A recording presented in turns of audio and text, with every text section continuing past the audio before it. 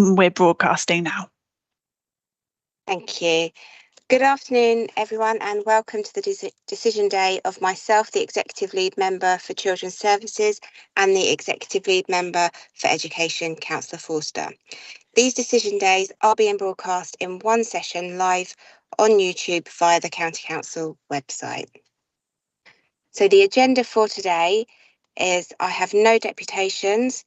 Apart from, I did have a request from Councillor Porter to speak, but I think she put her opinions forward during the Select Committee earlier today, and we have listened to those.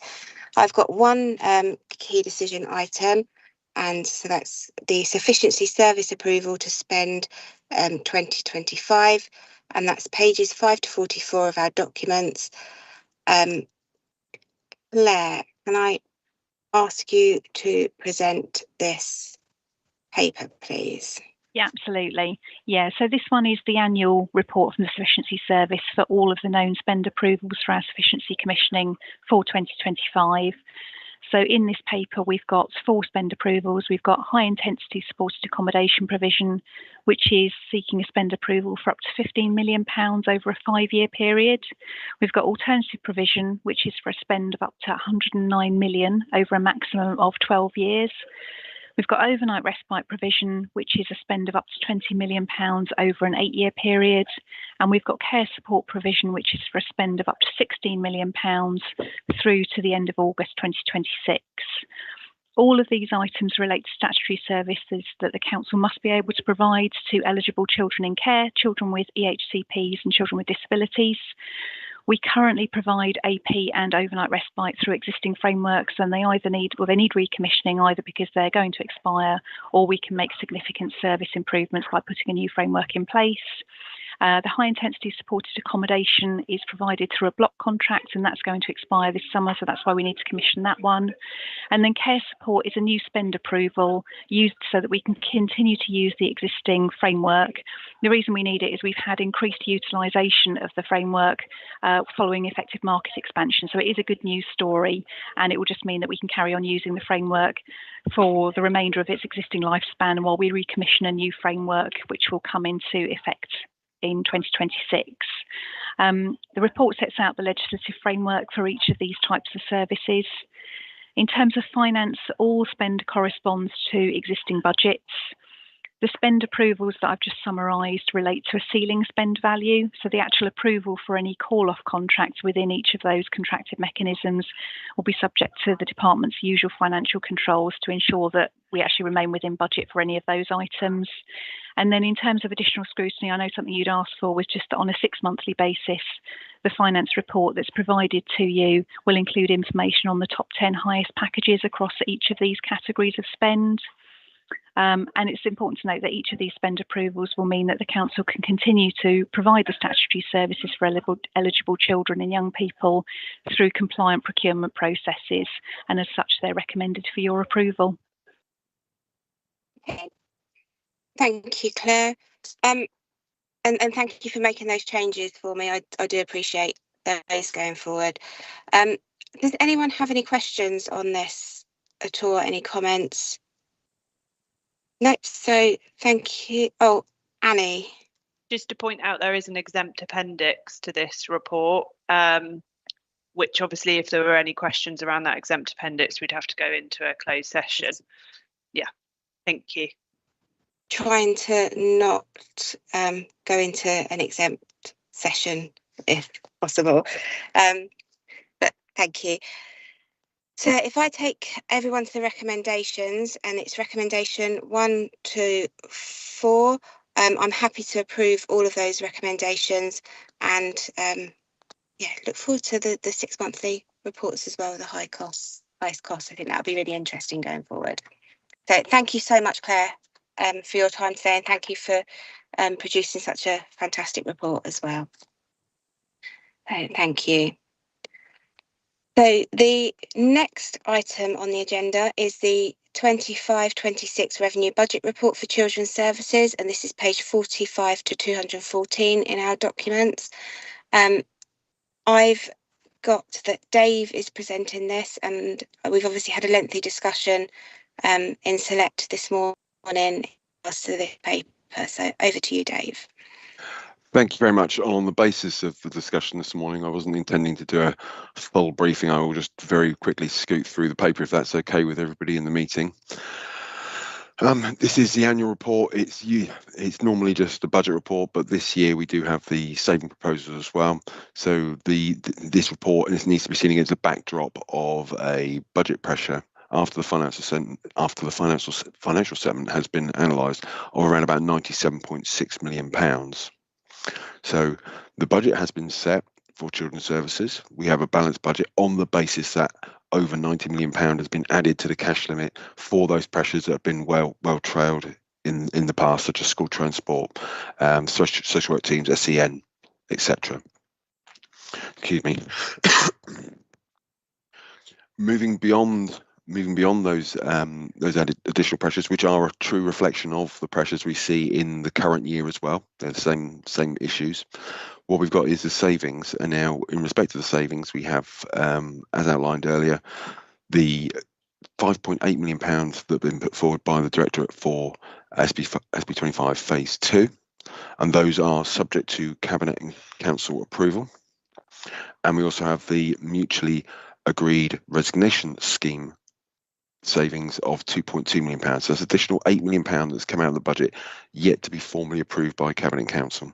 What has also been taken from the budget are the SB25 Phase 1 proposals, which have been agreed.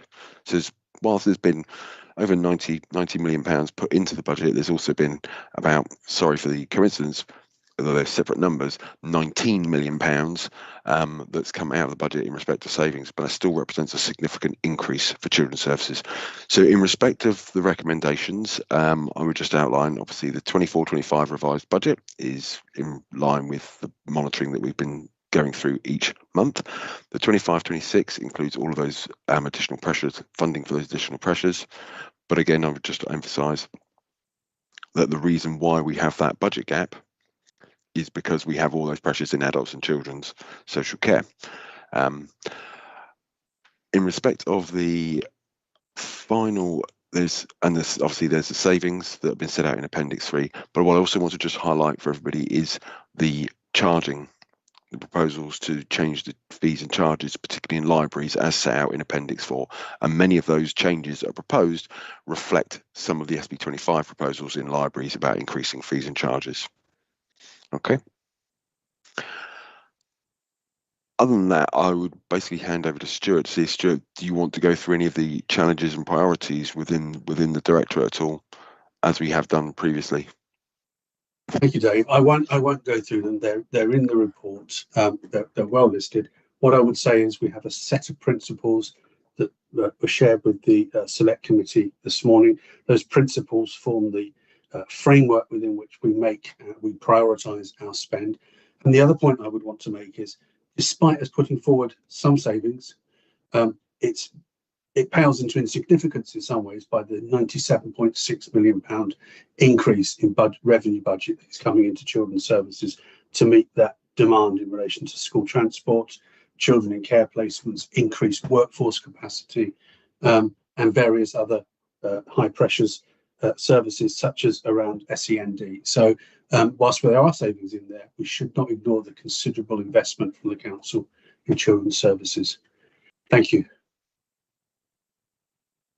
Thank you both, and thank you for your time this morning in the Select Committee going through each of these proposals.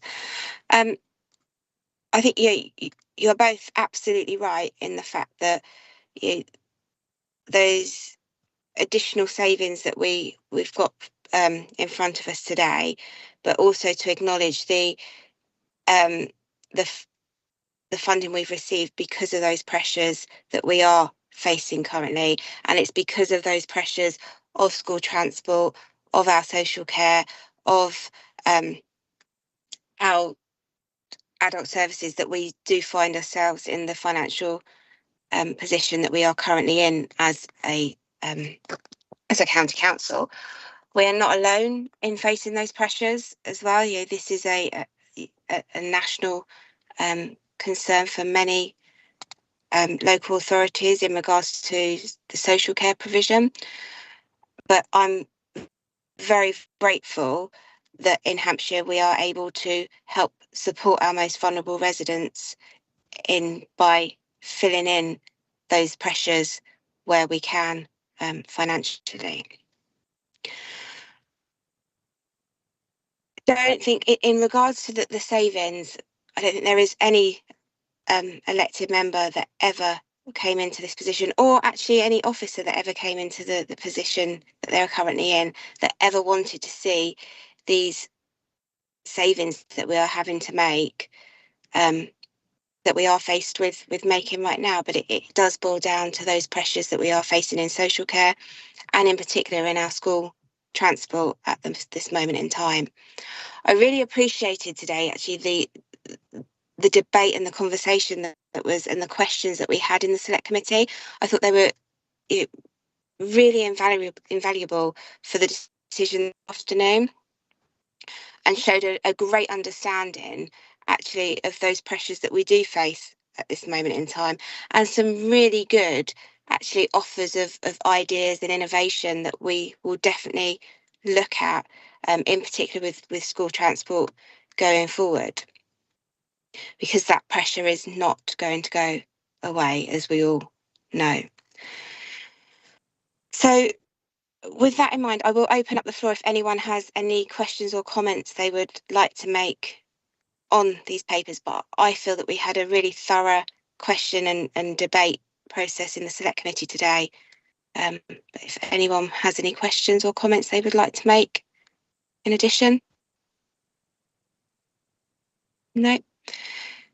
Councillor Forster.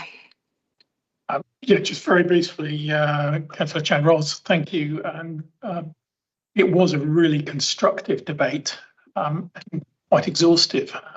And I'm appreciative to all those who spoke, and in particular to Stuart and Dave for their candid answers.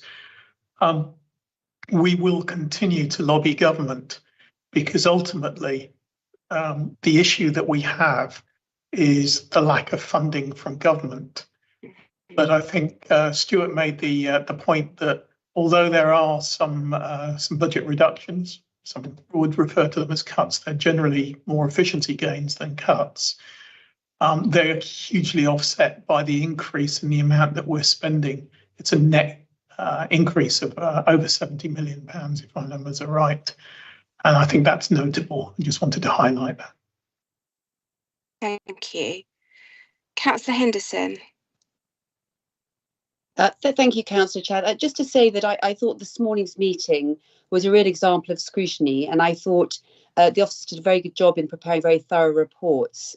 So it has been through considerable scrutiny by members, and as you say, none of us came into this to have to make such difficult decisions. But I think there was a feeling that this is the right way forward for us. But thanks to the officers and all the members of the Select Committee who really scrutinised this. So thank you. Thank you, Councillor Henderson. Do I have any other questions or comments from anyone on the call? No. Okay. So if I go to the recommendations, and I think on these ones it's actually important I take them all individually, so just humour me in regards to these ones, please. So the first recommendation is to approve for the submission to the so the first item on that is the revised 2024-25 budget and the proposed 25-26 budget for children's services as set out in Appendix 1 and 2. I'm happy to approve that recommendation. The next recommendation is that the officer proposed SP25 Phase 2 savings as set out in Appendix 3. I'm happy to approve those. Number 3 is changes to the local schools funding as set out in paragraphs 112 to 119. I'm happy to approve those. And finally, the proposed fees and charges as set out in Appendix 4, which relate to our libraries. I'm happy to approve those. Thank you, Dave and Stuart, for that report. So The next item on my agenda is the Children's Services Capital Programme, which is for 25-26 to 27-28, and that's on pages 215 to 300. And as Richard informed the Select Committee, this is quite a good news story. So is Richard on the call? I certainly am, Councillor Chad. Over to you, Richard. If you can hear me, thank you very much. Yes. So this report seeks approval to three things, actually. The revised 24-25 programmes had some revisions to that. The proposed 25-26 programme, and then the provisional 26-27, 27-28 capital programmes for children's services. I think, as Dave said, I will keep it short, being that there's been no changes since Chairman's briefing, and we went through Select this morning where there was a positive debate around the programme. We are reporting the programme slightly differently this year. We normally report on a starts basis. We're reporting on an expenditure basis, so it just tracks expenditure through the 3 years of the programme. Makes pipeline management slightly easier and slightly more transparent for everybody. The programme is of significant value across that 3-year window, £502 million. So just over £500 million worth of investment into the children's services, education estate, and other areas, including children's social care. Importantly, the programme remains balanced over the 3-year period of the programme and is provisionally balanced over the next 5-year period. So again, a positive. We have sufficient capital funding to deal with the issues that we are currently facing. The programme is funded, save £100,000 from developers' contributions and basic need being government grant for the provision of school places. So it's not a significant draw on the county council, save the £100,000, which supports our investment in children's social care. And that investment continues. We've got at table 2 sets out on the funding sources in relation to the programme, and well, I won't go through them. I will just mention, as I said, the basic need, and basic need is government grant we receive for school places. We have confirmation of funding for 25-26. We do not have confirmation of basic need allocations for 26-27 or 27-28, and the programme assumes 0 allocations for those periods. So if we are expecting announcements in late spring from the government around that, and we'll bring further details of any announcements to a later decision day and adjust the programme accordingly. Investment in SEND continues at a significant level, with just over £64 million being available. 35 million is allocated, and we've got an amount yet to allocate for SEND projects over the next 2-3 years. As I just mentioned, we continue to invest critically in children's social care and the support of adoption and fostering. That's important for us, and we've got just over £1.5 million identified in the programme for that. I would mention that funding is capped and does run out, and therefore we do need to consider future funding beyond that period in relation to that children's social care and that line of funding. Excuse me. I think other than that, Councillor Chad, there has been no changes to the programme, and I would endorse the recommendations as set out in points 2 to 12. Thank you, Richard. I appreciate your time on this. Again, a really healthy debate in Select this morning, really scrutinising this, and I think it's actually really testament to the great work that that happens in Hampshire, that there's through the capital programme, over 3,000 school places have will come into fruition over time. So that's a really good news story. And in particular, as you've mentioned, Richard, and I know Councillor Forster will mention as well, that the SEN provision that is so needed for our young people. I think we need to keep an eye on the cap with the in regards to the funding coming to an end for the adaptations for foster carers for their homes, because that is one concern for me. So I think we need to make sure that we are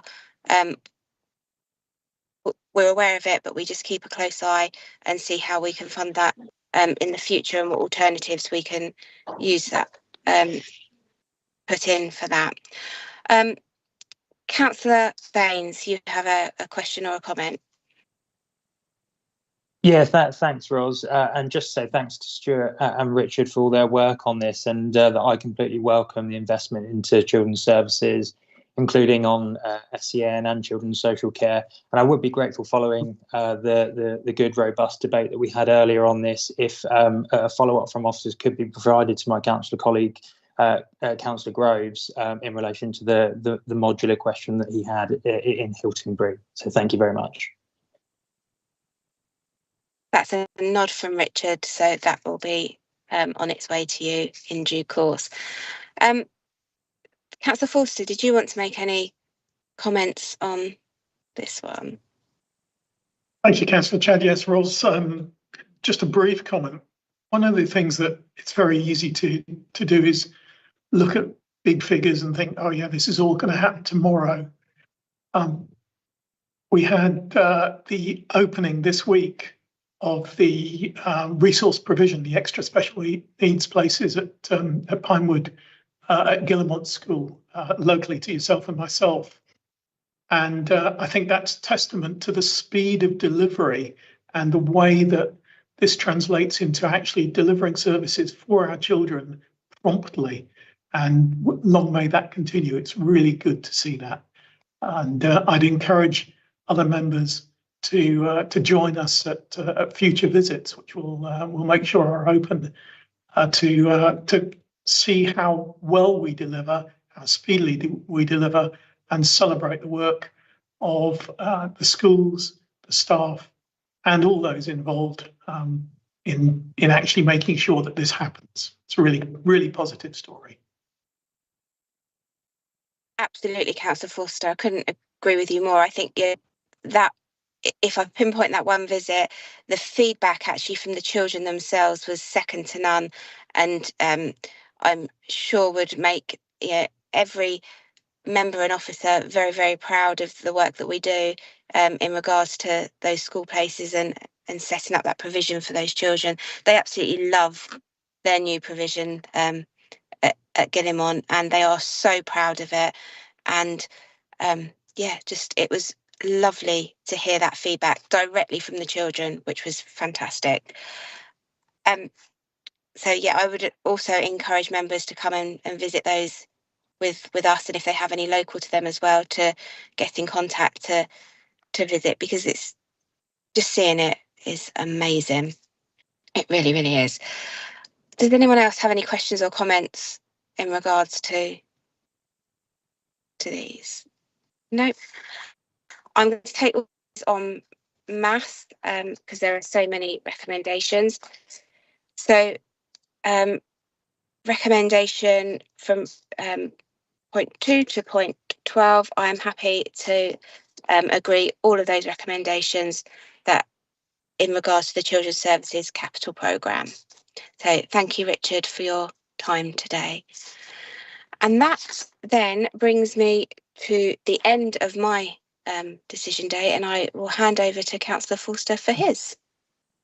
Councillor Chad, thank you so much, and welcome everyone to my decision day as Executive Member for Education. I'm conscious that we've got quite a lot on it, 7 different decisions. There are no key decisions to be made. These are all non-key decisions. I understand that we don't have any deputations. So without further ado, we'll go straight into the first of the non-key decisions, which is item 4 on the agenda, and it's the Standing Advisory Council on Religious Education Annual Report. Who is taking us through this one, please? Is it yourself, Natalie? You're going to have a busy day today. I'm doing the next 4. Thank you. So I'm very proud to present 3 key points from this report on behalf of Justine Ball and her team who wrote it. And they have picked out the fact that there was a review of the constitution and consideration of members of Group A, and this resulted in the appointment of a humanist rep who was previously a co-opted member. I know that has met with the approval of many of you also. The second thing that she wanted pointing out was that the award of a West Hill grant, which they applied for, has meant that they are now able to run a secondary youth voice of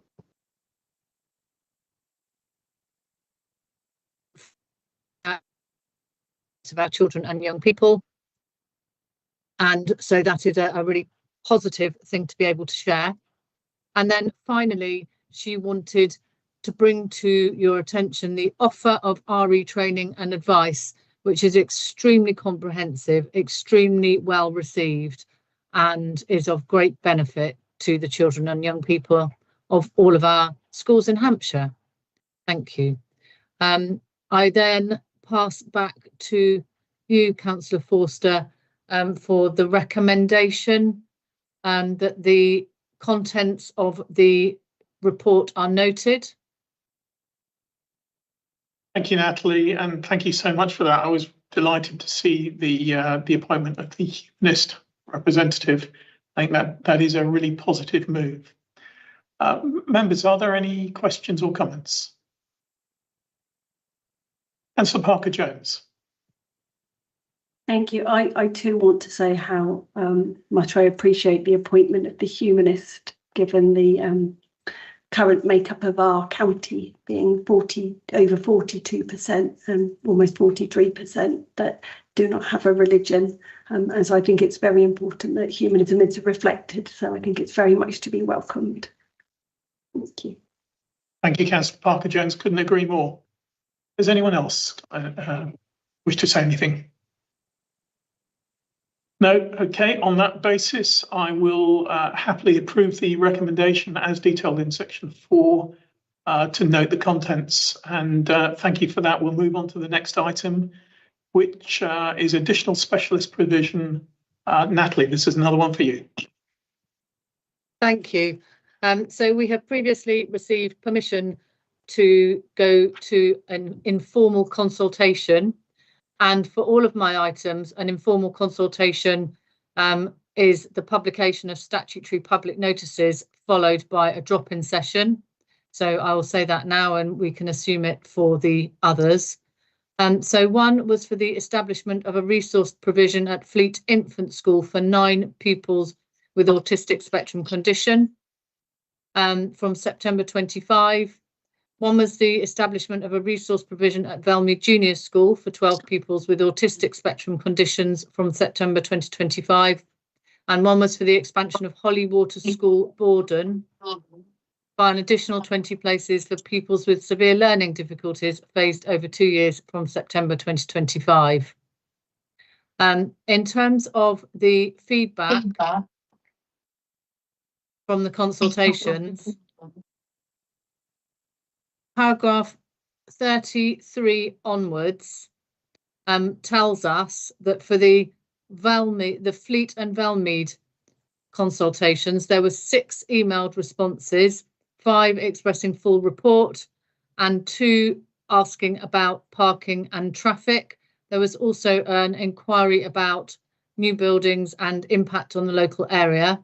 Subsequently, 8 people attended the public consultation drop-in meeting.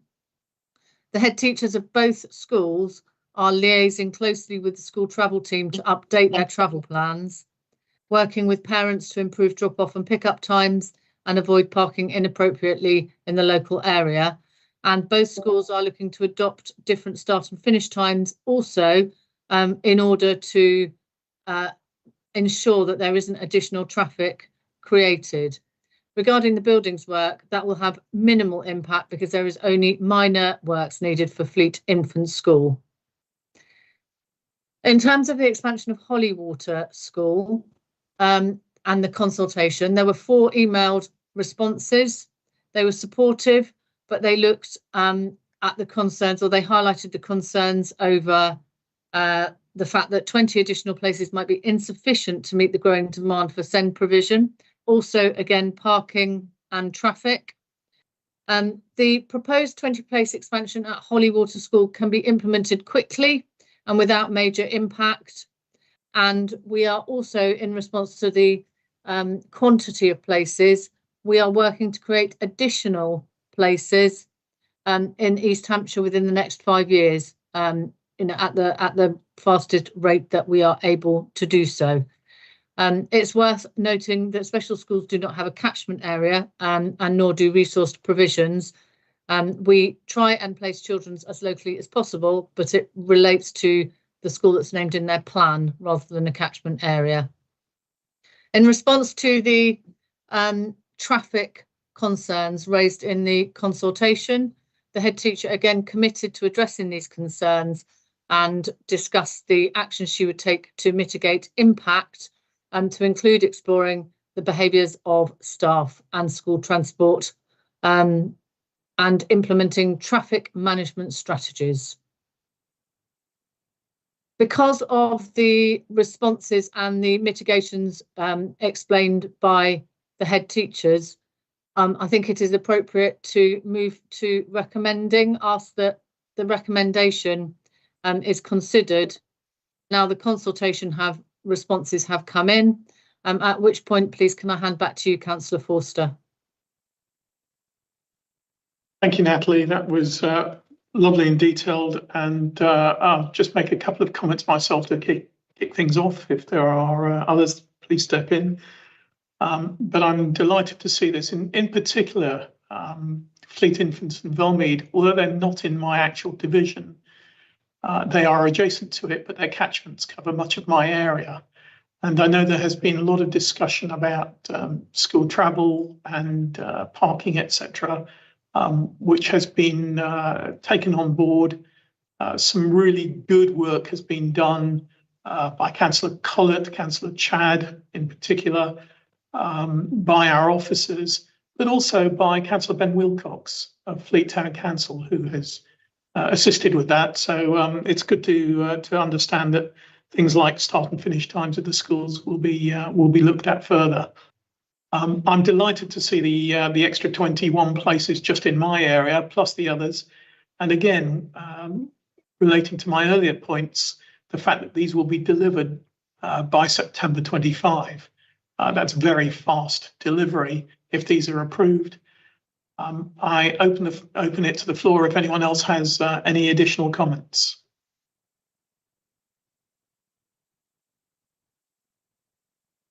No, okay. Well, on that basis, the recommendations cover the three schools, and I am happy to approve all three recommendations in block exactly as listed, and thank everyone that's been involved in those. We now move on to item 6, which is a final approval for resource provisions. Natalie. Thank you. So the first is the increase of resource provision places at Bedenham Primary School for pupils with social, emotional and mental health needs, again from September 2025. The increase of resource provision places at Holbrook Primary School for pupils with autistic spectrum condition from September 25. The increase of resource provision places at Sherborne Primary School for pupils with social, emotional and mental health needs from September 2025. And the addition of severe learning difficulties and moderate learning difficulties to the specialist designation of Saxonwood Special School from September 2025. So when the consultation was shared in the same format as I explained we used previously, there was one email in response to the resource provision at Bedenham Primary School, which was asking for a copy of the full proposal. For the Holbrook Primary School expansion, there was no email or other comments. That's the same is true for Sherborne Primary School, and also for the addition of the SLD and MLD designations to Saxon Wood School in Basingstoke. I think it is therefore appropriate to move forward positively towards recommendations, and at that point I'll hand back over to you, Councillor Forster. Thank you, Natalie. Does anyone else have any comments or queries on this item? Stuart. I just wanted to make the point that this reflects our agreed strategy of developing specialist resource provision within local communities, helping children to stay in their local schools wherever possible, and supporting their local communities. So these are really positive developments. Thank you. Thank you, Stuart. Anyone else? No. I am pleased to hear these comments, and again see that these are all going to be progressed for September 25. It's really encouraging that we're providing more places on a very targeted basis to the identified need, and that these are different. There's also autistic spectrum condition, SEMH, social, emotional, mental health, and severe or moderate learning difficulties. So we're putting in what is needed for the children close to where they live, where we're able to do that, and that's really encouraging.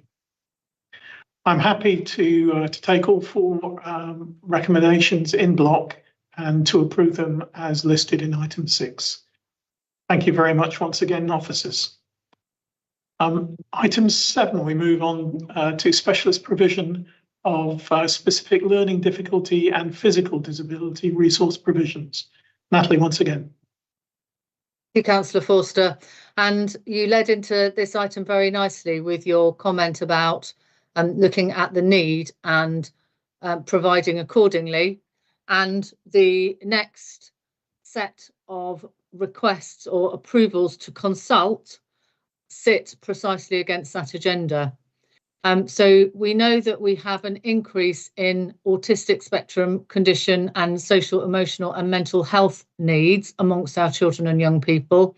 And we also know that our schools are now much more capable and adept at working with children with specific learning difficulties and physical difficulties as part of their usual mainstream diet. We are therefore asking to consult on the decrease of some places in resource provisions for specific learning difficulties, with the future increase in places for children with autistic spectrum condition and SEMH, but in some cases we will need time in order to change some of the places that are currently there into the places that we need for different needs. So specifically, we are asking to consult on the decrease in SPLD resource provision places at Applemore from September 2025,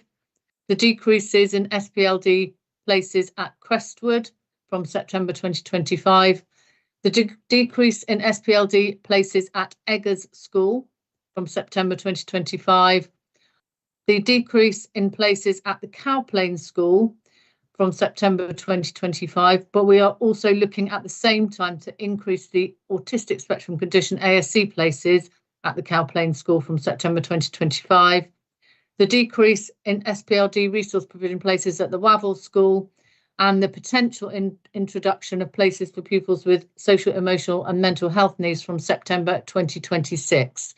So that potential is a longer timeline, and the decrease in physical difficulty resource provision places for pupils at King's School, Winchester from September 2025.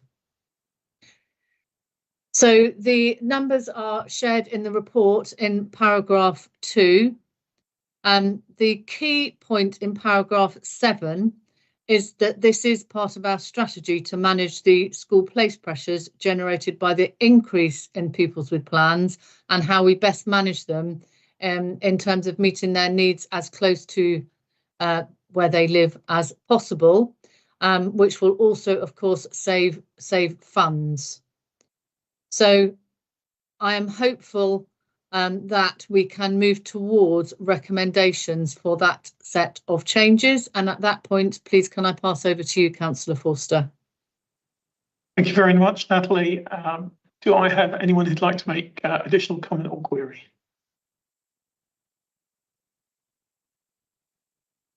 No hands showing. Fine. Thank you very much. Once again, I'm really pleased to see this, and I pick up on the point that Natalie just made in terms of school transport. To me, one of the real benefits of provision locally is the fact that actually our children won't have to spend significant amount of time travelling. it's much easier for them if their provision is local and they can walk or cycle if appropriate, or be at least taken to a school that is close to where they live, so they're not spending hours and hours commuting. That's not good for anyone if it can be avoided. So it's a real benefit. The fact that the county saves money from doing that is, to me, a spin-off. But the key benefit is actually to the children. So that's good news. It's a fact that we have to go through the approval of the decrease before we can put in place the new facilities and the increase. That's just the way the system works. So on that basis, I am pleased to approve all 6 of those recommendations as listed in item 7, and I look forward to seeing them delivered as quickly as possible. I'd like to thank you, Natalie, for your work. I think that's the last item for yourself. It's much appreciated. Thank you. We've got 3 more to cover. The next one is Brookfield Community School in Saresbytt Green. I think this is one for John. Thank you, Councillor Foster. So the Brookfield Community School, Saresbytt Green, I'll keep this short also. There have been no changes since Chairman's briefing. The report is seeking spend approval to proposals at Brookfield School at a total cost of £760,000. The proposals are to meet the ongoing demand for school places in the area with an anticipated bulge year in 25-26. The project is to be funded from developers' contributions and is now included in the Children's Services Capital Programme approved earlier in the meeting by Councillor Chad. The project will install a new single-storey modular building, which will accommodate 2 science classrooms in the location shown on the drawing in Appendix 2. There are no required changes to the current parking arrangements, which has sufficient capacity for these proposals. And our development management team have confirmed that these proposals are permitted development and therefore does not require planning consent. We're looking to procure these works through the Southern Modular Framework and are anticipating commencement on site in the early summer with a completion in advance of the school returning in September 2025 for the start of the new academic year. I think that concludes a short summary of the report. Very happy to take any questions should there be any. John, thank you. Do I have any questions on this? No, okay. I am really pleased that Councillor Chad approved it in her decision day, because otherwise we'd have a problem discussing this. So that's helped us out. I am happy to approve the recommendation as shown, and once again I make the point, it's fast delivery. Being able to do it without additional planning certainly helps on that. So really encouraging, and that recommendation as detailed on item 8 is fully approved. Thank you, John. Thank you. I'll hold you in abeyance now because we have an item on new schools in Eastleigh, which I think Colin is presenting. That's right, Councillor Foster. Good afternoon. The purpose of this report is to seek your spend approval to the project proposals for a wholly new school, a new special school in Borley Gardens, Eastleigh, at the total cost of 17.9 million. This is the same school that's known and referred to as Luminous Oak in the capital programme report considered earlier. The new special school is required to meet the needs of to meet the demand for places for pupils with social, emotional and mental health needs in the Eastleigh area, and it will also reduce transport costs by providing the school places closer to the area of need. The new school will provide education for up to 125 children aged between 8 and 16 who have SEMH needs. The site for the school is located within the new Borley Gardens residential development and has been provided by the developer under a Section 106 planning agreement secured by the County Council as part of the planning approval for the development. There is a drawing in Appendix 2 on page 433 of the agenda pack, and that sets out relatively clearly and succinctly the nature of the project, the 2-storey school with some 21 classrooms and other accommodation. The school is to be run by an academy trust the Solent Academies Trust, who have been selected in a competitive process by the County Council and approved by the Department for Education. And the school is planned to open next September 2026.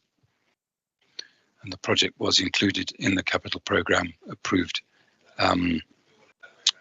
last year on January 24th, 2024, with the same budget of 17.9 million.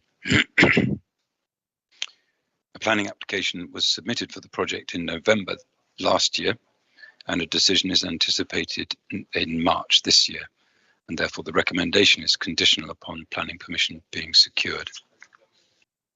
So the recommendation is that you give your spend approval to spend 17.9 million on the project proposals for the new school at Borley Gardens, conditional upon planning permission being secured.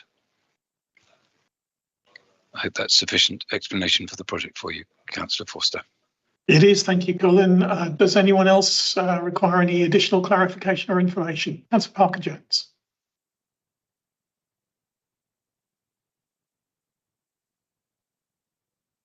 Still on mute?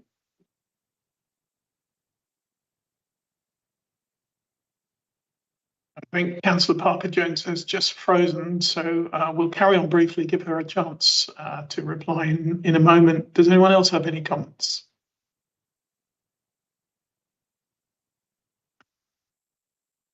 I'm hopeful that Councillor Parker-Jones will come on with a query on approval for officers. What I'd like to do, allowing for the technology interruption, is move on to item 10 on the agenda, and then come back to item 9. Hopefully Councillor Parker-Jones will have a chance to reboot her PC or whatever is needed. Is that okay to do? I'm back in, if that helps. Oh, you're back in. We can hear you.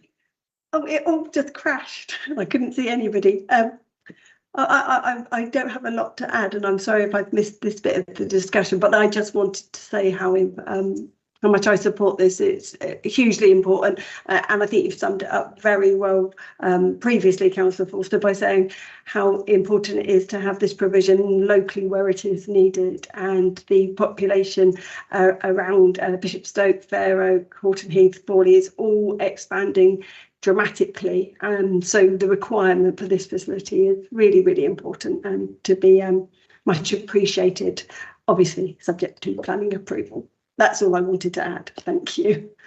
Parker-Jones, Councillor Parker-Jones, that's most constructive. Thank you. Anyone else got any comments? The only thing I would like to add to it is I enjoyed looking at the diagram. Always a pleasure to look at the work. I'd assume it's our architect, is it, John? It is, yes. Yeah, thank you, Colin. They do a really good job on that. I note with interest the layout for the parking, or more relevantly, the pick-up and drop-off area, which looks to be well designed and should flow nicely. Really good to see that, and the learnings from previous sites to have a good design that looks as though it'll be incredibly effective is really positive. So well done on that as well. On that basis, it's a considerable decision, £17,900,000, but I am happy to approve that as listed in item 9.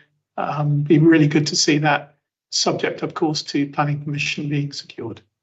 That's fully approved. Thank you. On that basis, we'll now move on to the last item, which is one for John again, on Testbourne Community School. John. Thank you, Councillor Foster. So as before, there have been no changes to the report since Chairman's briefing. This report is seeking spend approval to proposals at Testbourne Community School, Whitchurch, at a total cost of £600,000. This decision will be subject to planning permission being secured. Hence, the recommendation will state that, with a decision expected in March 2025. The proposals are required to meet the anticipated ongoing demand for school places and to support the ongoing delivery of the school curriculum. Like before, the project is funded from developers' contributions and was included in the capital programme approved earlier in the meeting by Councillor Chad.